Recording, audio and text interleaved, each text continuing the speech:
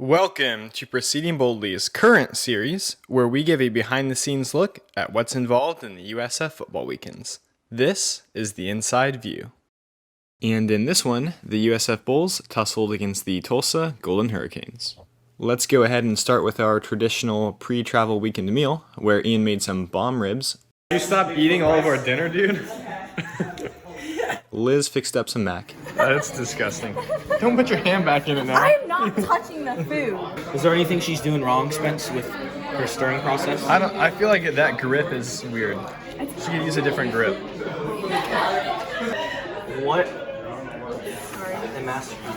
And Jaden provided dinner entertainment. This is a good idea. No. Go! Next day, travel day. Finished an econ assignment. Y'all go check out the Mises Institute. Got my sanitation baggie and saw Bryce, Flo, Kenny, and Sean at breakfast. And right before we loaded up, we had to make a pub sub run.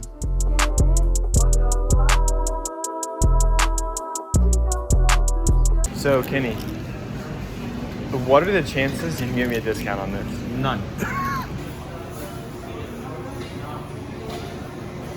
And we're off to the hotel.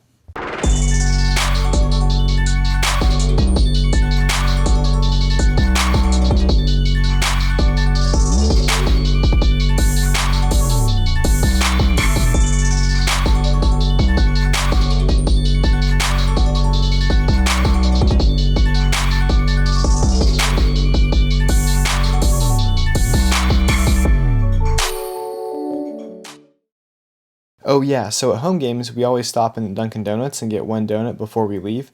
And this time, we got a ghost pepper donut. Is it hot at all? It's in your nature to reach for more. Why are you smiling like that? Yeah, it definitely has some kick to It it. has some kick to it? What's up, Pops? Oh, yeah, my tongue's kinda... Feed it to him. Ian, I know you love spicy things. Oh, look at y'all. How cute does he look? Trent, I'll give you the most beautiful piece. Why is he making that face? Does it actually taste that bad? No way it tastes that bad. Oh, he's gonna throw up. He's gonna throw up. Oh!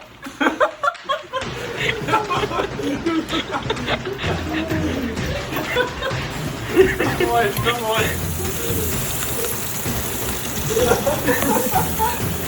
Oh, right.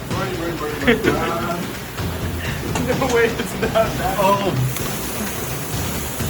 You like that donut, didn't you? Wait, look how red his cheeks are. Look how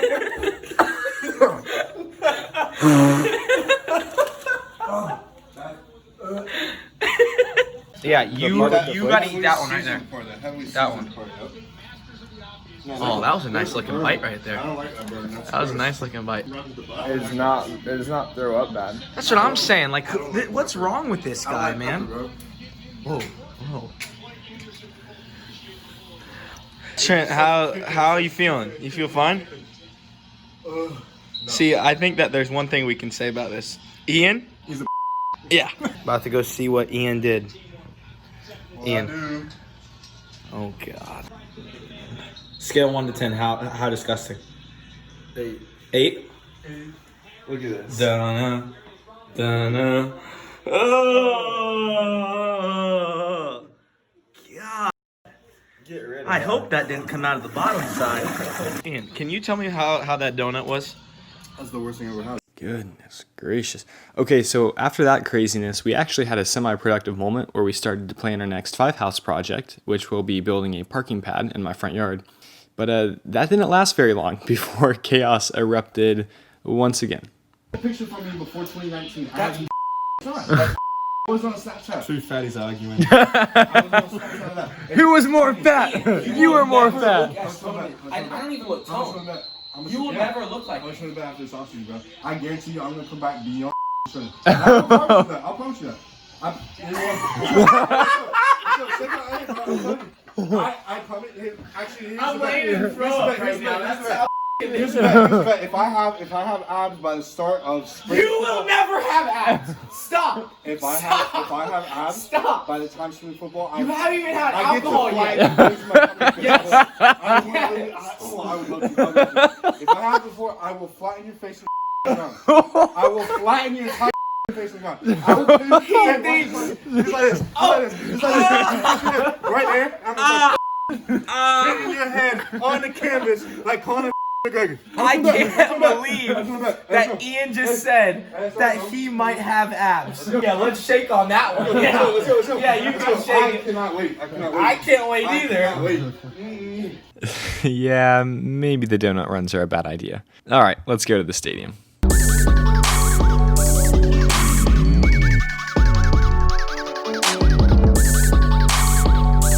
Didn't make it too far before Kenny. Well, he's just being Kenny. How did that happen? No clue. Can you hold this? Ew.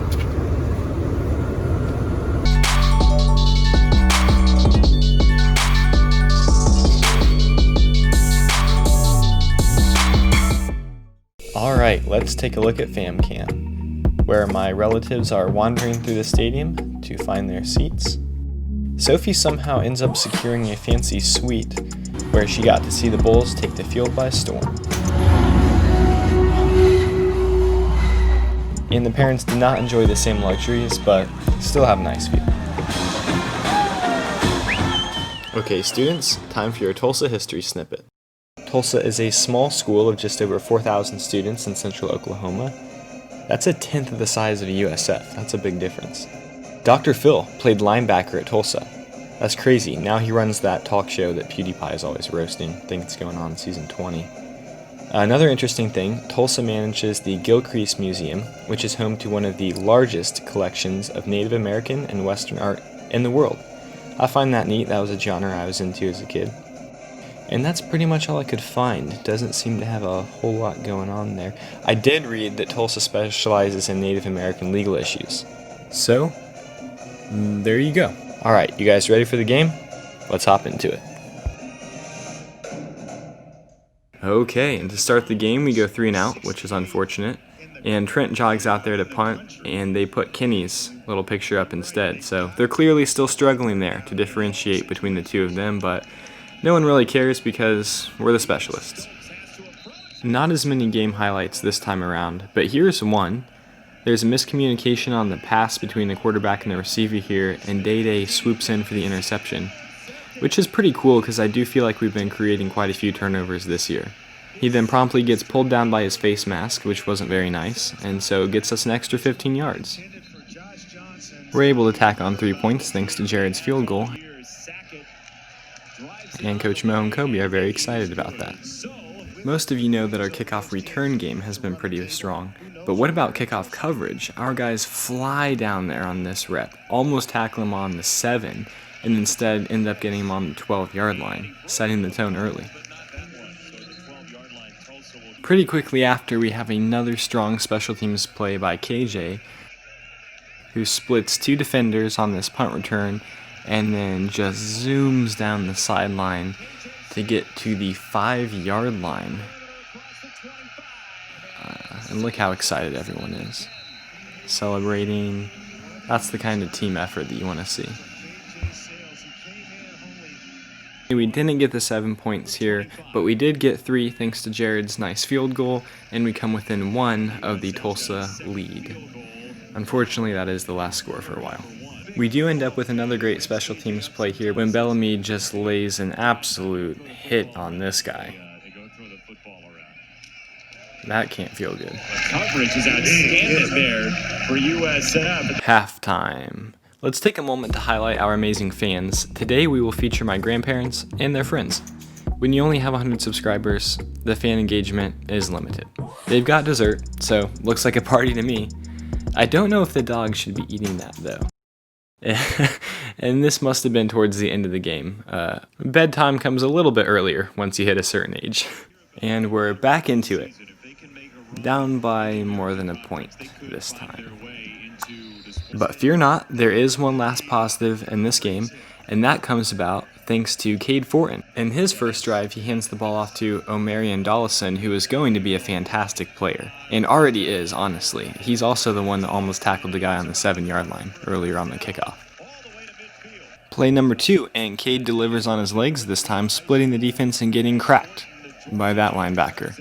But he's a champ about it. Gets up and plays on. And Cade's had a rough go of things recently. He got sick right as the season was starting. I'm sure that was absolutely devastating to him.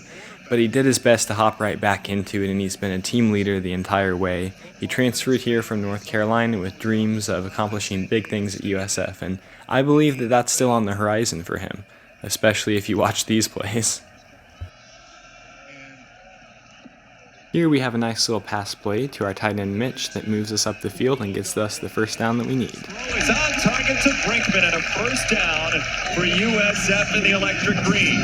There's a little bit of a quarterback scramble where Cade drops back in the pocket and then splits the defense and takes off on a nice run. He's able to show off a little bit of speed, and he gets hit there right at the end. I think it hurt his shoulder a little bit, but he's up and ready for the next one.